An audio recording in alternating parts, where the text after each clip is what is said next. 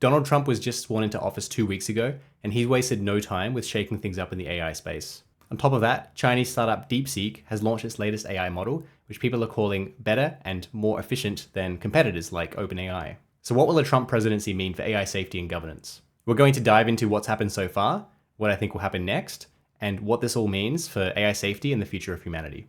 For some, catastrophic risks from AI exist only in the realm of science fiction and in the minds of AI ethicists. Most of the projections appear to be futuristic at first glance. But one thing is certain. There is a chance that advanced AI could pose a risk to humanity, and making sure that AI goes right will probably be the most important thing we ever do as a species. Many people believe artificial general intelligence, or AGI, will be developed in the next 3 to 4 years. If this is true, the decisions made by the Trump administration could be critical in shaping how transformative AI is deployed, how safe it is, and key arms race style dynamics. Many people believe that AGI will quickly lead to artificial superintelligence and that will be the end of humans. Trump's position and actions on AI really matter, and I agree with Robert Miles. AI has really ruined my year.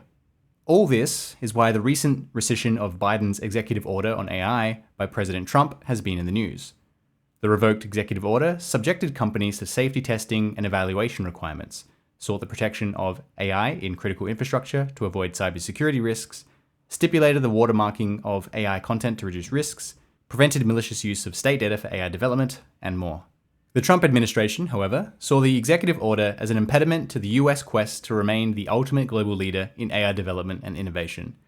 As a result, President Trump revoked the executive order to create opportunities for AI development through another executive order released on the 23rd of January 2025. Additionally, President Trump has declared regulatory support for the Stargate project.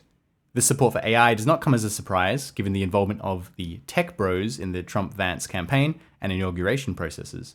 If you search the keywords Donald Trump AI safety, the top results portray President Trump's administration as a setback for AI safety. In this video, we'll dive deeper than that to unpack the implications of these policy shifts and adjustments to AI governance.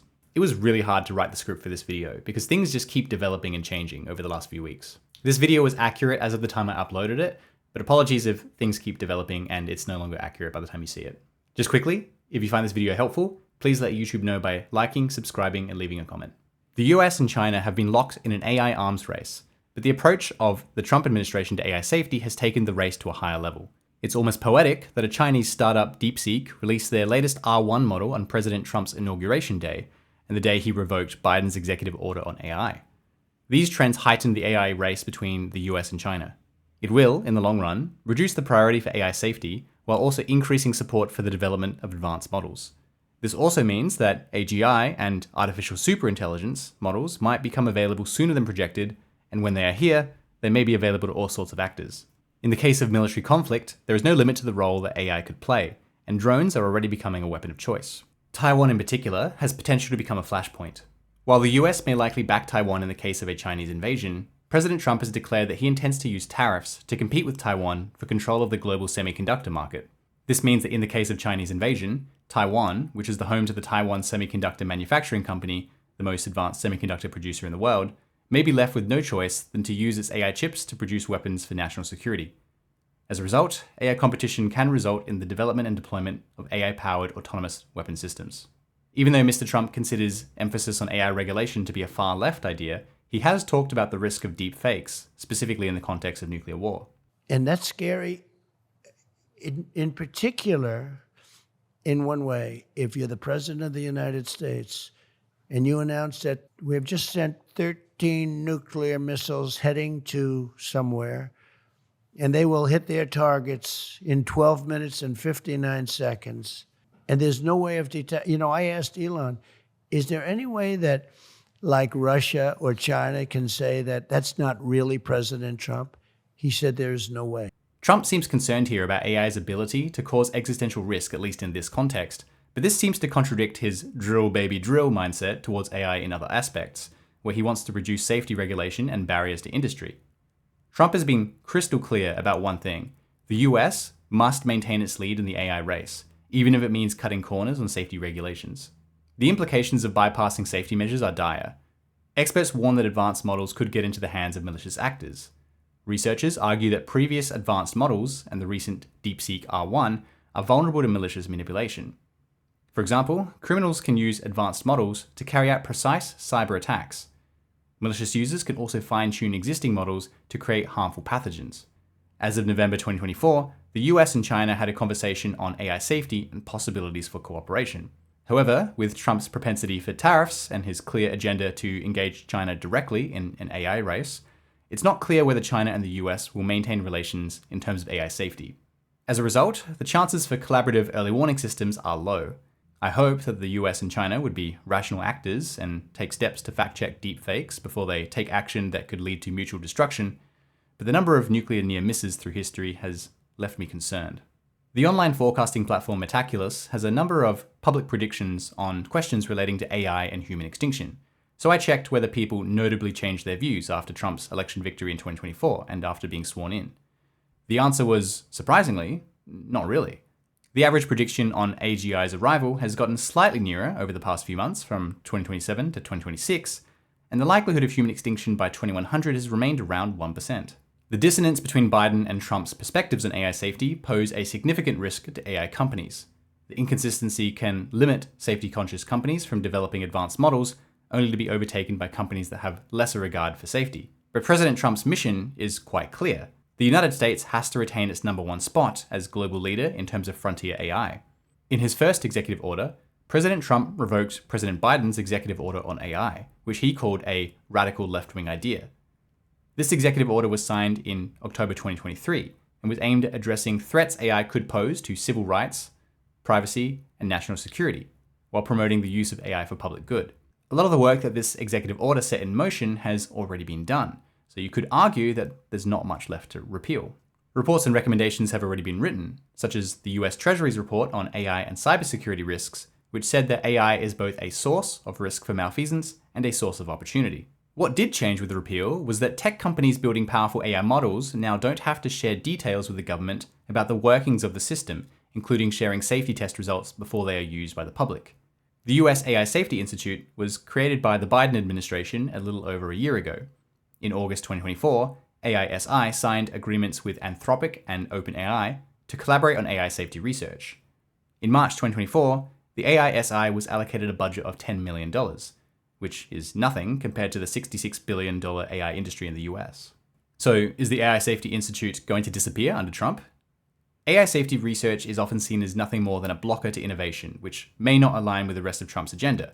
Having said that, Trump has said that he is worried about deepfakes and AI leading to catastrophic escalation, so maybe we'll have to wait and see. It seems likely that the US will at least be less willing to cooperate on AI safety internationally, which could accelerate the race to the bottom. Everyone wants to be first for any new AI capability, including AGI and ASI.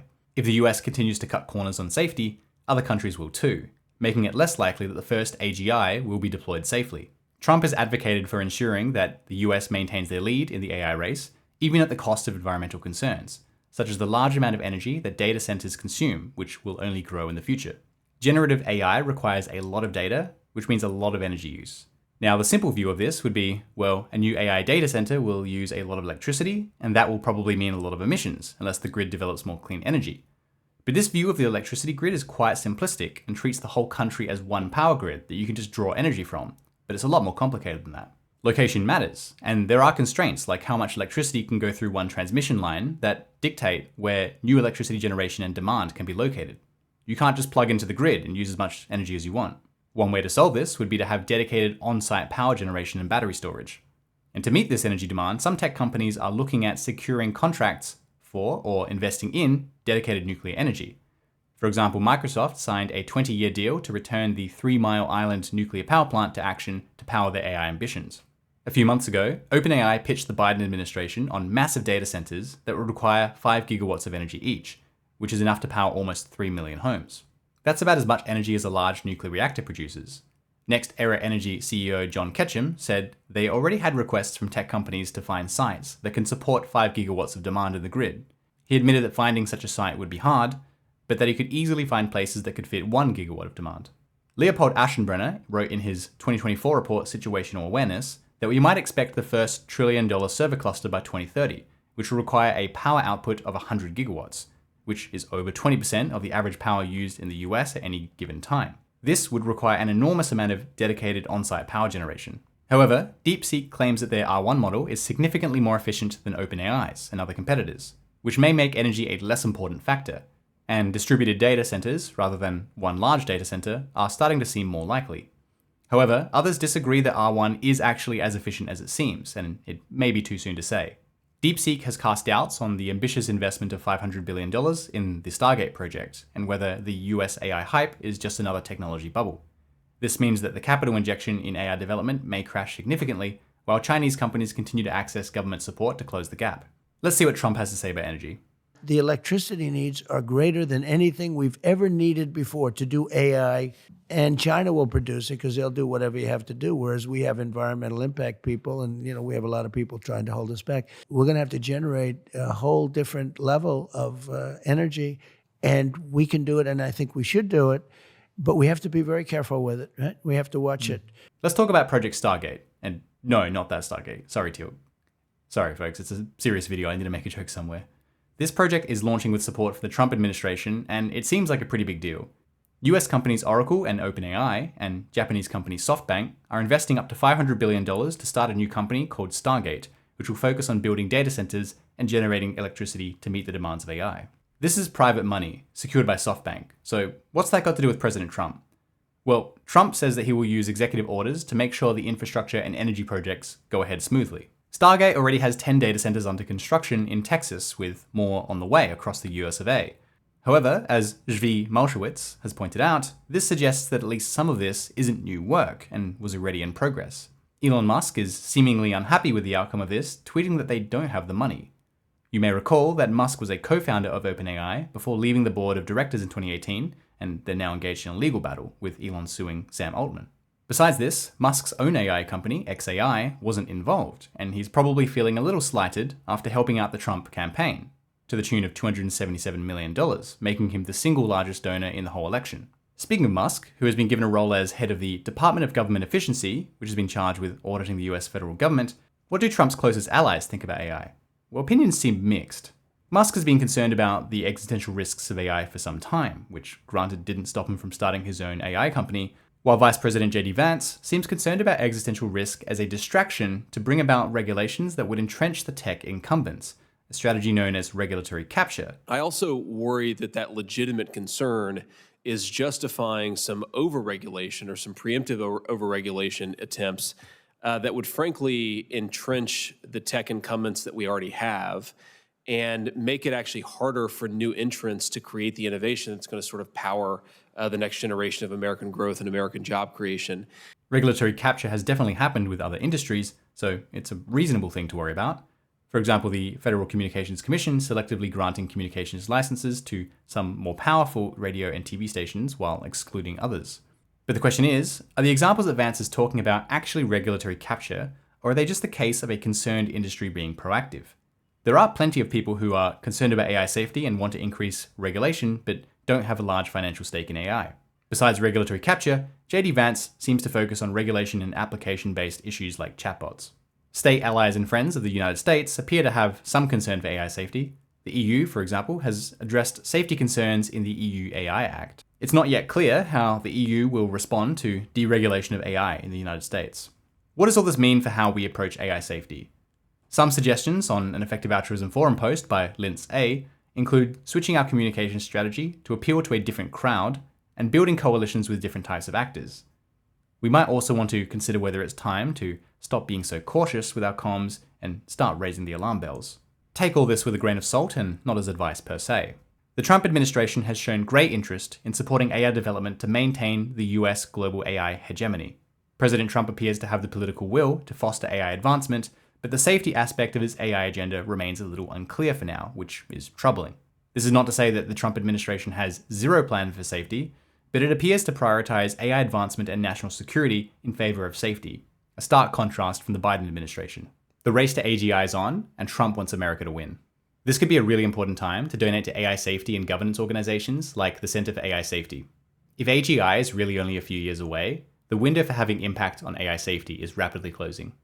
Please consider supporting organizations like the Center for AI Safety and the Institute for AI Policy, both of which I've linked to in the description. We didn't get time to touch on it in this video, but what happens if AI becomes sentient and has its own moral worth? I've covered this in a previous video, which I've linked to here. See you soon.